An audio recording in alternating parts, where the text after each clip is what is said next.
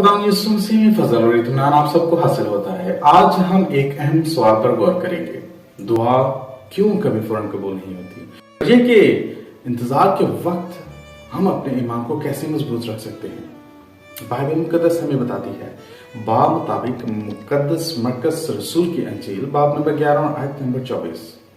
इसलिए मैं तुमसे कहता हूं कि जो कुछ तुम दुआ में मांगते हो, यकीन करो कि तुमको मिल गया और वो तुमको मिल जाएगा। अक्सर हम दुआ करते हैं और फौरन जवाब की तवक्को रखते हैं, लेकिन याद रखिए खुदावंद की मर्जी हमेशा हमारे फायदे के लिए होती है, ना कि सिर्फ हमारी ख्वाहिश के मुताबिक।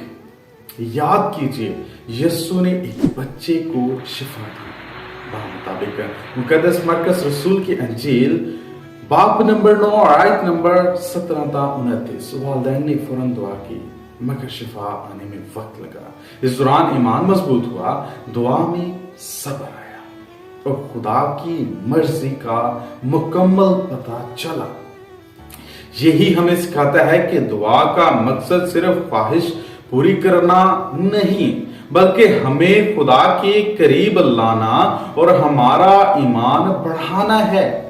दुआ की अहमियत, दुआ सिर्फ मांगने का अमल नहीं, बल्कि खुदा से तल्लुक का जरिया है। इंतजार में ईमान है और जवाब फौरन ना आए तो दुआ जारी रखें और यकीन रखें कि खुदा का मकसद बेहतर है। खुदा की मर्जी बाइबल मुकद्दस हमें बताती है, मुताबिक मुकद्दस यूहन्ना रसूल की अंजील बाब नंबर 14 आयत नंबर 13-14। और जो कुछ तुम मेरे नाम से चाहोगे मैं वही करूंगा, ताकि बाप बेटे में जलाल पाए। और अगर मेरे नाम से मुझसे कुछ चाहोगे तो मैं वही करूंगा। हमारे इंतजार का वक्त ईमान की तरबियत का वक्त है। जैसे फसल के लिए जमीन तैयार की जाती है, वैसे ही हमारा दिल दुआ और सब्र के जरिए रूहानी तौर पर तैयार होता है। हमें दुआ के लिए वक्त निकालें, जान लें कि खुदावंद सुनता है, चाहे जवाब फौरी ना आए।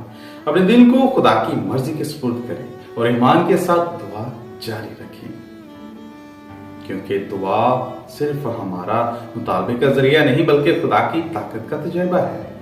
खुदावंद आपकी दुआ को सुने और आपके ईमान को बढ़ाए। खुदावंद में हमेशा खुश रहें। खुदावंद की शादमानी, सलामती, मोहब्बत हमेशा आपके साथ हो। आमीन। खुदावंद आपको बरकत दे।